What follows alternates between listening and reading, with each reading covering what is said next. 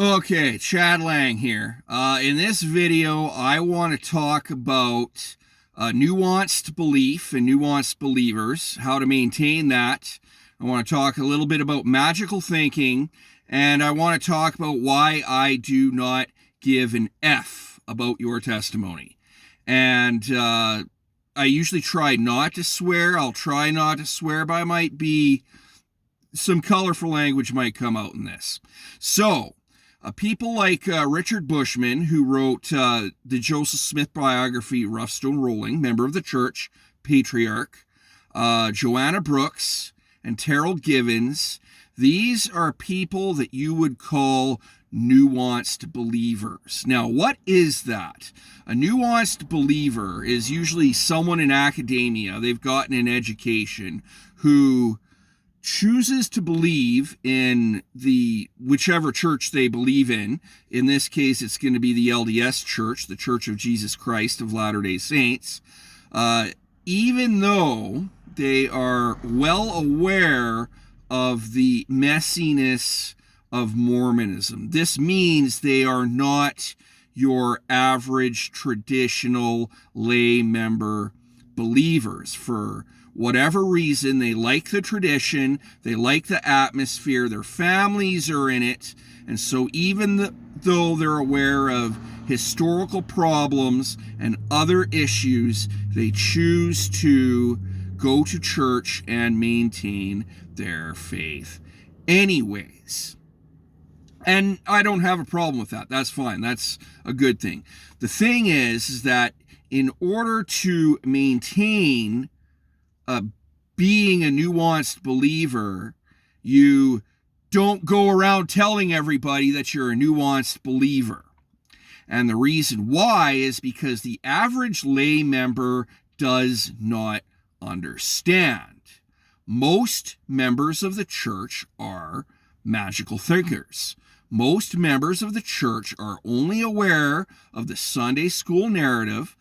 They don't care about the messiness, if they're even aware of it. They're not interested in facts. They're only interested in feel-goods. They're only interested in the comfortable truths that comfort them into thinking that they're in the right club and life in the world makes sense. And I don't really have to question anything here. This works for me. This is good. The church is true.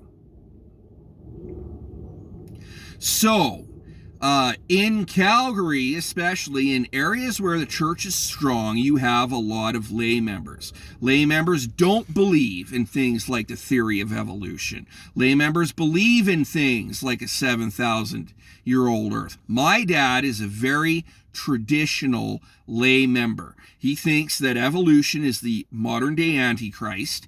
He's more of your Joseph Fielding Smith, Bruce R. McConkie style member, where if science and religion disagree, that must mean that science has it wrong. The world is wrong, the church is true. There was a global flood, a literal global flood, and the church is true. And he's not the only one. A lot of people do this. They will use talking points to try and get someone like me reinterested in the church. Like, for example, he'll say things like, Adam could run like a deer. And he thinks this is traditional, this is revealed doctrine, that only the general authorities from, say, Brigham Young or something on, I don't know what he thinks exactly or where he gets this, this is only something they know. The rest of Christianity doesn't have this. But because he's in a box, because his mindset is in Mormonism only, and he's not even really aware of what the rest of Christianity thinks, he doesn't realize that the philosophy of Adam being created with a perfect body, a perfect physical body before the fall, a godlike body, is actually very prominent in mainstream Christianity. And I learned this when I was deconstructing Mormonism in a Mennonite town, and I was comparing notes with other Christians. So my dad is not what you would call a nuanced believer. He is a lay believer. Okay, and I've seen nuanced believers on things like Book of Mormon Central Facebook groups who will explain how they can believe in evolution and a figurative Adam and Eve, or Cro-Magnon man, Adam and Eve, and still believe in evolution at the same time. And they somehow reconcile religion and science. And they'll explain stuff like this on these Facebook groups looking for evidence, with people looking for evidence for the Book of Mormon. And all those people on those Facebook groups are well aware of all the problems with Book of Mormon historicity and why we can't find any concrete artifacts. They're well aware of everything that I brought up. Okay, and that's another talking point that people in the church will use to interest me in the gospel. Lay believers, especially when there's a majority of them, a lot of people in Canada still believe in the hemispheric model when it comes to Book of Mormon geography. They're not aware of the Mesoamerican model. They're not aware of the Heartland model. They're not aware of the California model. They're still believing from the tip of the North Pole right down to Argentina, Eskimos to the bottom, that Native Americans, First Nations, are Lamanites. My uncle still calls them Lamanites. Okay, and he's been through university. He became a teacher. He should know better, but he still calls them Lamanites because he has that traditional mindset. So lay believers do not understand when you do not have a traditional mindset, when your thinking is more academic and less magical. Lay believers believe the Book of Mormon when it says that God cursed the land so that the treasures become slippery, and when you bury your treasure somewhere because of the wickedness of the people, it will sink under the earth, and God will take it away and put it somewhere else, like the whole earth is quicksand, because God is all-powerful and can perform miracles and do whatever he wants. And they don't realize that this is part of treasure-digging culture in Joseph Smith's time, in Joseph Smith's milieu, because they have not put in the research and they do not care to. So, when it comes to lay believers and Richard Bushman probably just goes to church. He's got his doctorate degree and whatever. He doesn't really care what anybody else thinks. He doesn't make a fuss. He listens to the sermons. He chit-chats with his friends. He goes home with his wife, and he carries on with his life. Now, for someone like me who does not have any credentials, who has a lot of lay believers like my father, like my childhood best friend who's trying to reconvert me into the church, and like a lot of people in the Calgary YSA, and these congregations are very culty in my opinion, they do not understand if I do not see eye to eye with the majority membership, if I have a more intellectual or academic way of thinking things. And I'm going to give you some examples from my life. So I've been involved in multiple reactivation attempts between 2003 and 2012. Okay, and in about 2005 or 6, I was asked by my bishop to make a 3-month goal to go to the temple, even though I was, smoking marijuana and drinking quite heavily. He asked me to make a 3-month goal to go to the temple. It's like, yeah, okay, you don't really you're not supposed to turn down advice like this. So I was questioning things because I was less active, and I came from an evolutionary background. I came from an area that is more liberal, where the church is small, and I was taught by the public school system to approach things more academically. So I go to this class, 3-month goal to go to the temple. I have atheist friends and non-believing friends in my life. Do you really believe Adam and Eve just, lived for 1,000 years and screwed a lot and popped out a lot of babies? And I mean, I don't know what to think. I wasn't there. I didn't witness it, so I don't know, and so it's like, I'm not sure if I even believe in Adam and Eve. So I go to this temple prep class, and the first thing they start talking about is Adam and Eve. The first thing that every single student in that class does is start conjecturing why or what the motivations for Adam and Eve were to partake of the fruit. I am not sure if I even give a motherfucking shit. Okay? Well, in a Calgary YSA class, you do not reveal that you're not even sure if you believe in Adam and Eve. Okay, you do not reveal that you have doubt about anything. If you have doubt about anything in the church, if you have any doubt, any misgivings, if you are not ready to assert that the Book of Mormon is true and it's historical and these people are real and it happened, there is no grace period. Okay, it is a personal character flaw if you have any doubt that any of this stuff is true. Okay, you are a weak moral person if you think that, if you're struggling with that, if you're barely hanging on, if you're not ready to go out and tell the world that this is the way it is, okay? You are not allowed to struggle. You know it's true. You are supposed to assert that you know it's true. And if you did not receive that confirmation when you were told to pray about it, there's something wrong with you. Okay? That's the way it is. You do not tell people that you're not sure if Adam and Eve aren't real.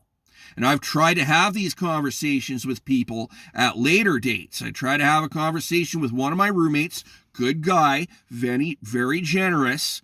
And again, he has a traditional layperson mindset, where I'm trying to explain this to him. And he says, I have a testimony that Adam's real.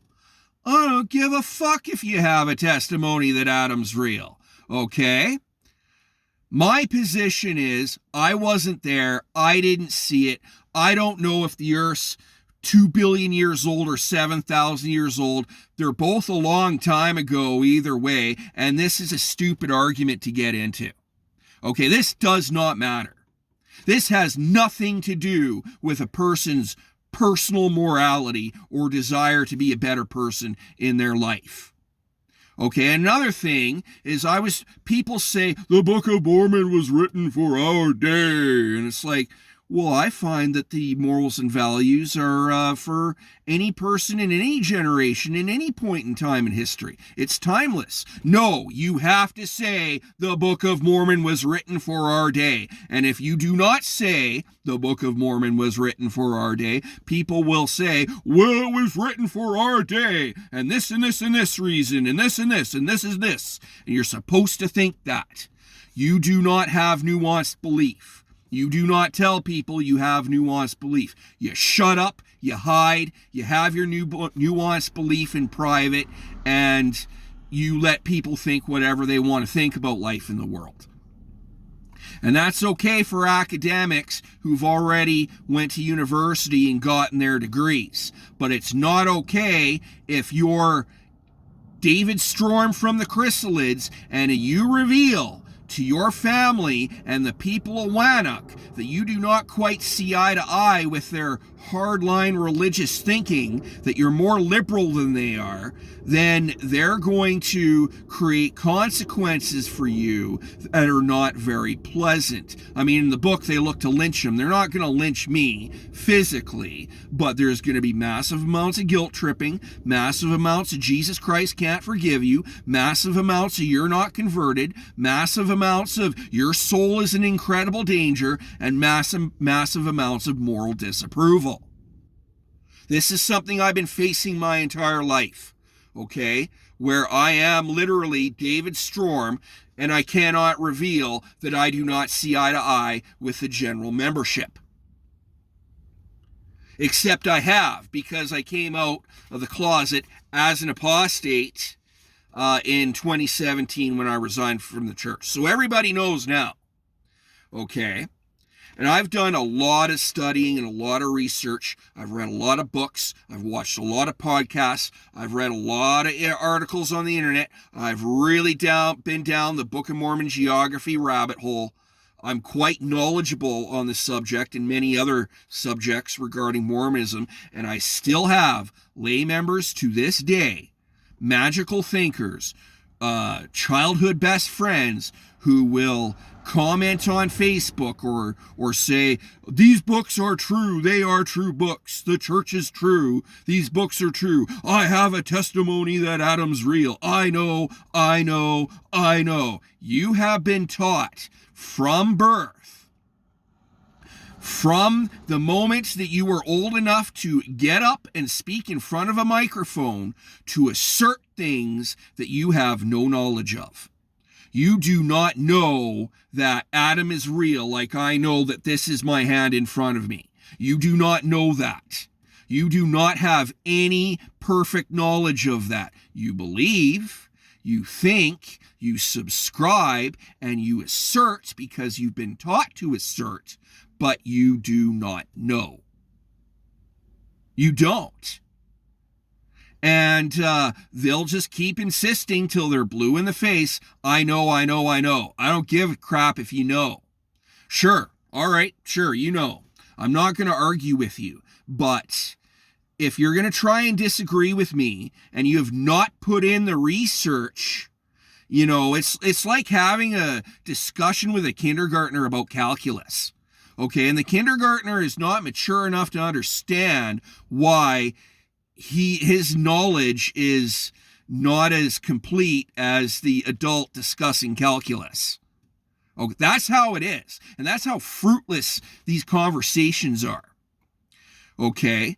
Ward Radio is a perfect example of that. Like, these guys are still trying to push a traditional narrative and, RFM and Bill Reel know nothing, and we're going to challenge Richard Bushman and get some guy on who's still, writing a book about the Urim and Thummim, and ignore the Joseph Smith's 5 seer stones and this and this and this, and they have no idea what they're talking about.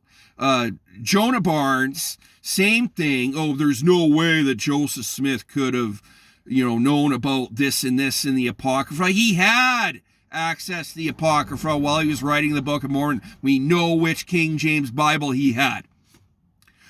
I've read the supposed parallels between Apocrypha stories and Book of Mormon stories where they show what they think are the parallels. Okay?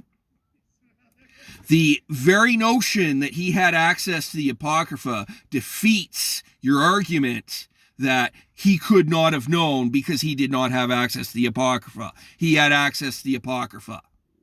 You're not a scholar, okay? You don't know as much as you think you do. Get out of here. That's the reality of it. And maybe I should read Glenn Beck's books, Arguing with Idiots, because that's what's going on here. I'm arguing with people who have not put in the research. They do not care to put in the research, and they have been trained in their minds to assert things that they do not know and exhibit something in psychology that is called belief perseverance. And it's got a picture of a woman doing this. So people will double down on their beliefs when they're challenged, and they have not put in the research. They're lay thinkers. They're magical thinkers. They're not academic thinkers. So that's basically my rant. I just wanted to rant about that for a bit. But yeah, I don't care. I don't care if you assert until you're blue in the face that these books are true. I've looked at a lot of stuff, and your assertion does not dissuade me from the stuff that I've looked at. And I don't know what else to say on the matter. I'm not just going to sacrifice the things that I've looked at because you assert that this is true, that Adam is real, that this and this and this and this, literal global flood, whatever it is. There's still a lot of people will tell me, I'll have ex-bishops tell me that, oh, you can believe in evolution. You try saying that in a congregation of believers who are lay thinkers who believe in a 7,000-year-old earth. It doesn't work. You don't tell people that you're a nuanced believer. You just shut the F up, let them think whatever they think, and you don't talk about it. And again, that works when they respect you, and that works when they're not trying to get you to think what they think about life in the world, because you're the odd person out and you should be fitting the mold and the majority. I'm Chad Lang. Peace out.